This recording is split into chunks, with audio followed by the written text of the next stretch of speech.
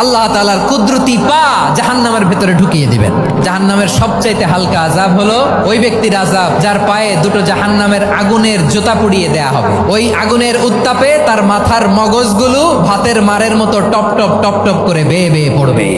এইটা যদি সবচেয়ে লাইট পানিশমেন্ট হয়, সবচেয়ে হালকা পাতলা সহনীয় আযাব যদি হয়, তাহলে ভয়ঙ্কর তোমার আযাবের কি অবস্থা হবে?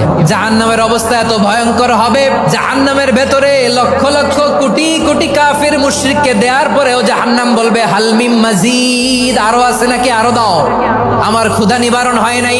জাহান্নাম এত উত্তপ্ত হবে, জ্বলন্ত হবে, ভয়ঙ্কর হবে, জাহান্নামের এক অংশ আরেক অংশকে খেয়ে ফেলবে। আল্লাহু আকবার।